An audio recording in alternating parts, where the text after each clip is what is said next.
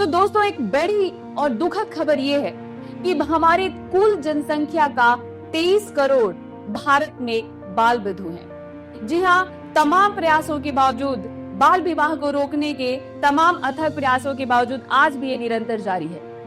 तो SRA sample registration system, जो कि भारत में जन्म और मृत्यु दर का आंकड़ा रखता है, उसका ये रिपोर्ट आया है 2023 का। ये रिपोर्ट कहता है कि भारत में हर साल 2.1% लड़कियों की, यानी लगभग 15 लाख लड़कियों का विवाह 18 साल से पहले कर दिया जाता है, जिसमें 7% 15 से 19 साल की उम्र में पहली बार मां बन जाती हैं। यही कारण है कि हम अपने देश में चाइल्ड मोर्टालिटी रेट को, मदर मोर्टालिटी रेट को कम नहीं कर पा रहे।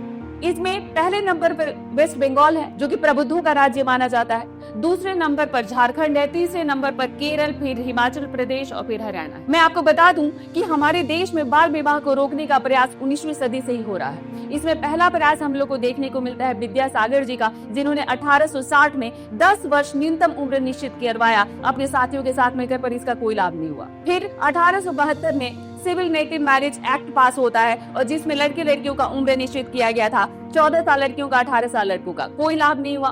फिर पश्चिम बंगाल में एक घटना घटती है, यानी कलकत्ता में ही, जिसमें एक लड़की की मृत्यु हो जाती है जब पहली बार उसका पति उसके साथ संबंध बनाता है। इससे हिल गया था पूरा देश। फिर GA मालाबारी के प्रयास से 1891 में एज ऑफ कंसेंट बिल आया, जिसे सम्मति अधिनियम के नाम से जानते हैं, और जिसमें 12 साल न्यूनतम उम्र निश्चित किया गया, पर इसका भी कोई प्रभाव नहीं हुआ, यानी इससे कम उम्र का हो चलता रहा।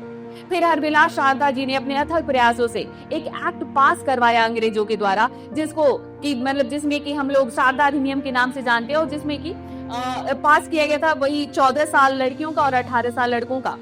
और स्वतंत्रता के बाद इसी को 18 और 21 कर दिया गया था, पर ये फिर भी क्योंकि रोका नहीं जा सका था, तो इसलिए फिर 2006 में आया PCA में, जिसको हम बाल विवाह निषेध अधिनियम कहते हैं, और इससे हमारे यहाँ पर बाल विवाह को अपराध घोषित कर दिया गया। इसके बावजूद ये परिणाम है। तो हमारे देश में लड़कियां ये कहती हैं कि अगले जन्म मोहे बिटिया न कीजिए। आप समझ सकते हैं कि कितनी कुरीतियां हैं हमारे देश में, और कितने शोषण और प्रताड़ना से हमारे देश में महिलाओं को, लड़कियों को गुजरना पड़ता है।